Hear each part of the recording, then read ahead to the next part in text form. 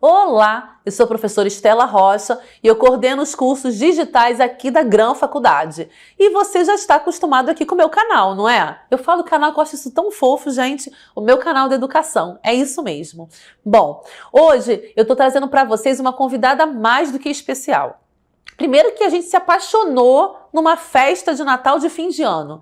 Então você já dá para perceber que espírito natalino, né? Renovação de emoção, um monte de coisa acontecendo. E eu conheço essa pessoa maravilhosa que vai vir para minha bancada falar sobre formação de escritores. Por favor, Carol, eu chamo ela de Carol, gente, mas ela é Caroline, tá?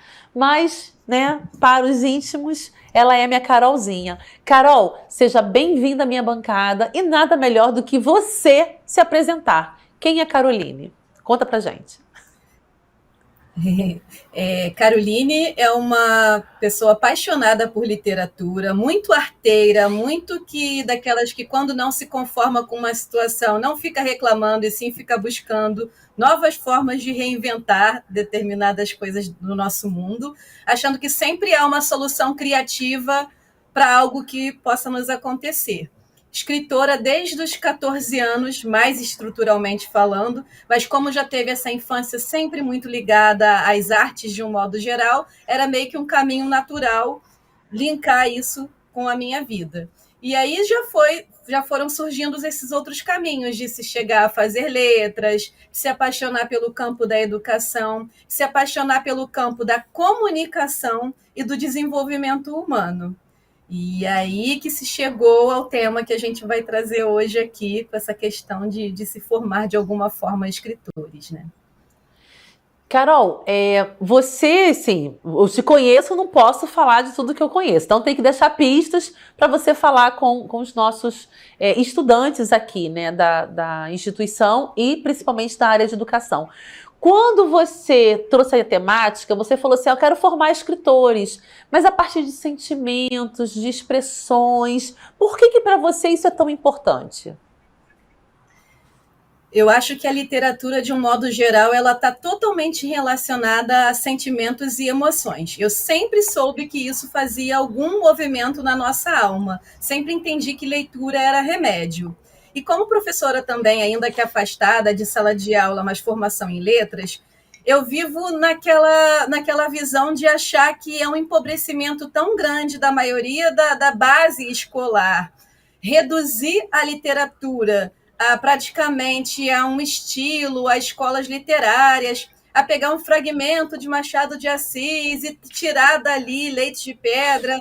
E eu percebo que a escola comete um erro grave quando ela afasta a literatura quanto arte, quanto dos alunos. Porque se isso já fosse formado desde base, não seria só uma aprendizagem para poder saber conhecer mais palavras e ser mais intelectualizado. Seria mais conhecer de si mesmo, seria mais de saber se posicionar na vida de alguma forma, se expressar para diferentes públicos, nominar emoções e se autoconhecer, que é o papel também da arte de promoção, assim, de uma certa forma, com todos os indivíduos. Então, trazer essa reparação, digamos assim, de uma educação básica deficiente quanto ao tanto que a arte pode nos ofertar da literatura, é entregar essa prática de formar escritores sobre sentimentos e emoções para que eles não tenham assim, leia para isso, leia para aquilo, eu espero isso, leia por ler, leia porque literatura é um direito, como diz Antônio Cândido, né? Exatamente. E aí, quando você fala que literatura ela é um direito, eu ainda percebo como professora e como cidadã que a gente está muito distante da questão da leitura e muito mais da literatura. E a gente, eu acho que percebe alguns movimentos, como, por exemplo, na última semana, viralizou, né, uma americana fazendo leitura de clássicos, né, de cada país. Então ela escolhe um clássico de cada país para ler. E aí quando ela vai ler um clássico do Brasil, ela se depara, se não me engano, é Memórias, né? Não é Memórias que ela vai ler? Você chegou a ver essa reportagem? Não cheguei a ver, não cheguei a ver. E aí ela se depara com, ela falou assim, ele escreve, como que ninguém nunca me apresentou esse autor?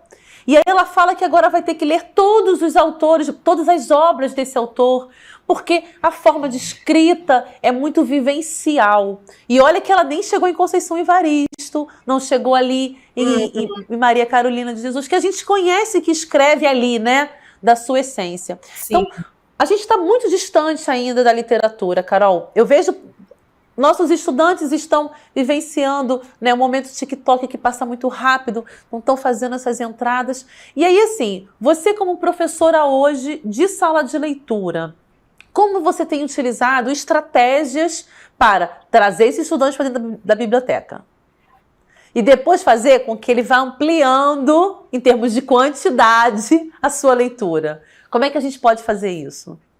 Exato. O meu baque maior foi pandemia, quando eu perdi aquele contato de conseguir conquistar aqueles alunos para a biblioteca e vê-los também que eles estavam isolados socialmente, e quanto de dano que isso causaria neles de alguma forma.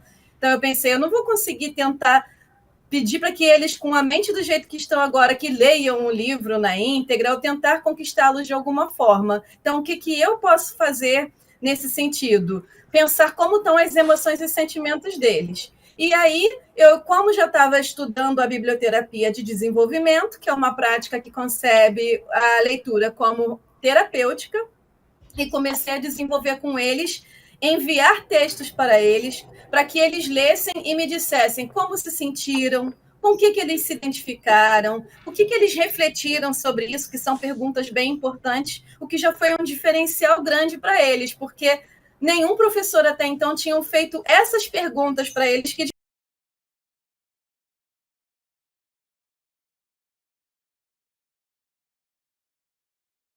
meio similar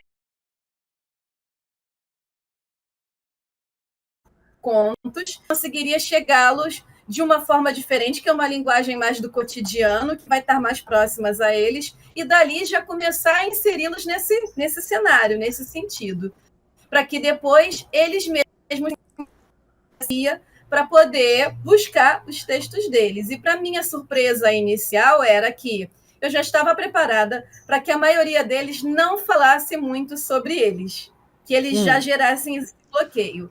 E eu fiquei muito impactada desde o início, eles já abrirem coisas ali naqueles textos, mesmo sabendo que aquele texto não seria confeccional, nem anônimo, e o quanto que eles precisavam desse canal. Então, foi no ano de 2021, porque a gente se estendeu mais um ano com a pandemia, que surgiu essa ideia de colocá-los para começar a esse exercício de escrita, digamos assim, quase que terapêutica, né? E para cada um ser de um jeito. Tá. E aí, quando você fala da escrita terapêutica, você está falando do que a gente está dizendo aqui. O escritor, né, que está falando das suas emoções. Então, ele expressa as emoções. E como isso está acontecendo na escola? Quem é o seu público-alvo na escola? A gente está falando de crianças pequenas? Acho que são estudantes do ensino médio. Então, me conta um pouco disso. Como é que é essa experiência da escrita? Como é que é essa vivência desses meninos e meninas? Cada vez mais consolidado, porque de 2021 para cá a gente já está indo para o 4º livro a ser escrito, que se chama Confissões Literárias, Jovens Escritores Ney. Esse primeiro aqui, inclusive, ele já vem de cara com a Malala, com um grafite da Malala que eu pedi a Pamela, que é a artista plástica aqui, que esteve com ela e fez esse grafite. Então, a gente ainda coloca aqui uma pessoa com a caneta na mão, né? Ela falava como giz na mão, ela pode escrever a sua própria história. Sim. Então, quando eles retornaram muito diferentes do que como eles foram para a pandemia. Eles voltaram ainda mais com dificuldades de socialização. Aqueles que viviam na biblioteca se afastaram da biblioteca, como se tivesse gerado algum... Assim, eu fiquei tão mal de estar distante que agora, quando eu retorno, eu não consigo acessar esse espaço que me era um porto seguro. E aí, nós ofertamos presencialmente, semanalmente, para que esses jovens voluntariamente participem dessa parte de ler um texto, sempre um texto de curto tamanho, para que seja feito num dia e não tenha a dependência de que eles tenham em outro. Se perguntam essas 3 questões de como você se sentiu, com o que você se identificou e o que você refletiu, que são perguntas por si só biblioterapêuticas e que vão acionar ali os processos para quem passa por esse tipo de prática. E aí eles vão dizer isso oralmente, eles vão ter a possibilidade de escrever, e os professores parceiros, porque a gente não consegue ainda uma aderência, pasme que era para ser já considerado pela experiência prática de que todos aderissem, porque percebe-se que há um espaço incrível também na educação básica de uma disciplina que fale de neurociência das emoções, das emoções e sentimentos. E a gente passa por uma transição tão grande mundial com tecnologia, então se eles entendessem mais disso, o comportamento deles mudaria, o desempenho deles mudaria, eles veriam um propósito, um sentido no que eles estão ali dentro de uma escola. Então, mesmo não tendo esse apoio da escola, dos professores de um modo geral, aqueles que são parceiros pegaram esses textos e começaram a levar para as disciplinas deles em sala. Então, aqueles alunos que têm um bloqueio de medo de acionar alguma emoção, de ir no grupo das quartas-feiras, passou com o professor, que é aquela figura afetiva, a escrever com eles. E sempre respeitando. Você quer que esse texto seja anônimo? Você quer que coloque o seu nome? Para que ele... E vocês saibam que vai ser tudo respeitado. Nós não vamos exigir uma redação do Enem. Aqui é redação de sentimento e emoções. Não se privem, não se bloqueiem. Apenas deixem fluir o que vai vindo de dentro de vocês. Nossa, Carol, isso é muito lindo, porque assim, quando você fala do fluir na escrita, me lembra muito da fruição da arte, que é quando a gente olha, sim, contempla, observa, e no momento que eu vou fruir, eu posso desenvolver um outro desenho, reproduzir aquilo que eu vi, ou mesmo repensar as minhas...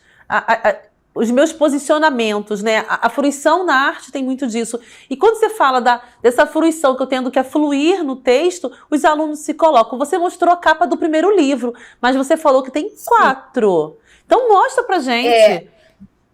Certo, esse é o do segundo. Lembrando que essa capa é toda desenhada por uma aluna. É a mesma aluna que desenhou todos os livros? O segundo e o terceiro.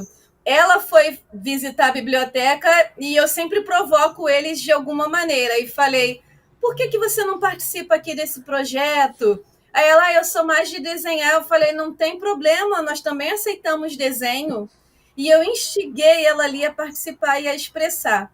Era uma menina que vivia num estágio muito carregado familiarmente, com a mãe doente, tendo que, carregar a família nas costas, que era muito fechada. E uma dos efeitos que eu percebo também quando eles se colocam nessa prática de biblioterapia é um empoderamento, é um resgate de uma autoestima tão grande, porque, primeiro, eles se conhecem melhor. Segundo, eles conseguem aprender a se expressar e a se posicionar de uma forma diferente, sentindo que de tanto escrever sobre isso, eu agora estou aprendendo a pensar sobre isso. Exato. E aí os relatos dos pais são interessantíssimos de dizerem, minha filha se fechava, ela não sabia, ela sempre chorava e se trancava, agora ela está questionando, ela está conversando, ela está dizendo como ela se sente em determinadas situações. Porque a gente vive num mundo tão polarizado, eu gosto sempre de frisar isso, que as pessoas agora elas brigam de quem gosta de frio, quem gosta de calor, a passas na maionese ou não é mais uma brincadeira, é uma briga.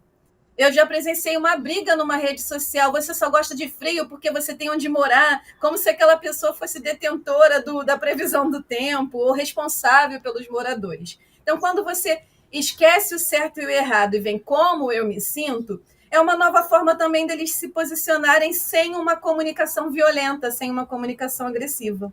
Então, essa aluna passou a ter uma autoestima tão renovada, tão incrivelmente desenvolvida, que isso fez com que ela também mudasse muito comportamentalmente. Então, ela desenvolve dons, ela se conhece melhor, ela adoece menos emocionalmente por poder conseguir estar lidando com questões diferentes. Essa semana passada, eu acabei lidando com uma situação até difícil e, ao mesmo tempo, orgulhosa ao mesmo tempo. Uma mãe veio buscar uma satisfação comigo, dizendo, o meu filho estava num embate comigo, verbal, e em um determinado momento ele falou: eu não aceito que você faça mais isso comigo, porque agora eu sei me impor, porque eu faço biblioterapia.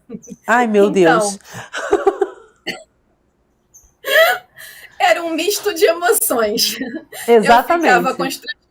constrangidíssima dele ter usado essa fala num embate com a mãe dele, e ao mesmo tempo, realmente, ele é um caso a ser estudo da própria terapia, porque ele está nos 3 anos, somente, ele teve uma de uma forma assim, a ponto de escritora, a ponto de ter saído das crônicas, porque muitas pessoas pensam assim, alguns biblioterapeutas tradicionais, eles só vão considerar os benefícios da leitura em clássicos e em obras completas. Mas quem estuda a base entende que biblioterapia é o estudo de uma leitura dirigida para sentimentos e emoções. Então você não precisa fechar, já basta a literatura ser aprisionada por tanto tempo. Então, alguém que vai fazer uma prática dessa vai fechar de outro modo agora, dizendo que só podem ser os clássicos.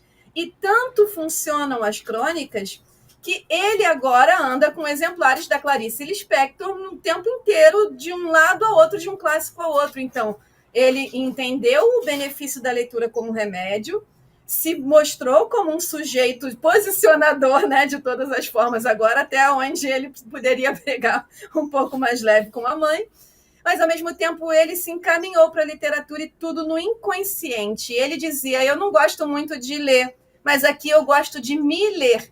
Mas agora não, agora ele gosta de ler. Ele compra. Eu comprei, Carol, o livro do Ian D. Albuquerque, comprei O Pequeno Príncipe, agora eu estou aqui com o outro da Clarice. Que livro, A Hora da Estrela, maravilhoso. Então, o remédio já foi dado. Ele tem agora a farmácia inteira para a vida toda dele. Ele está entregue ao mundo do melhor modo que se possa imaginar.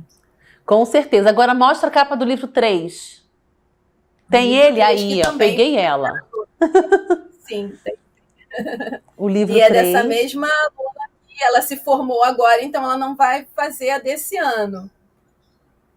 E mas o livro desse ano já está em produção.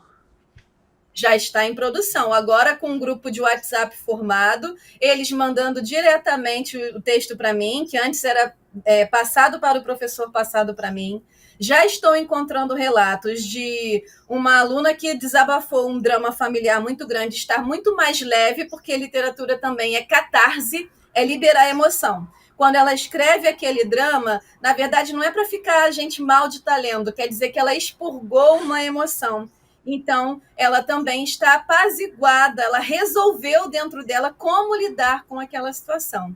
E aí, a professora já está assim, abismada, porque foi o primeiro ano em que ela está trabalhando na manhã com esses alunos, e ela está assim: como pode? Eu mandei esse texto num dia e eles já estão mudando o comportamento no outro?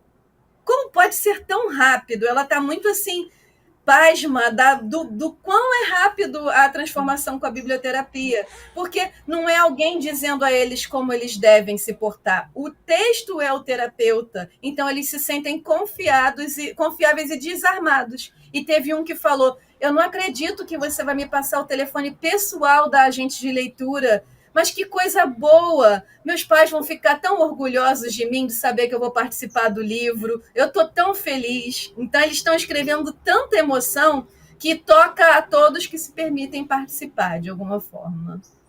Carol, nós chegamos ao final desse bate-papo. Eu quero te agradecer.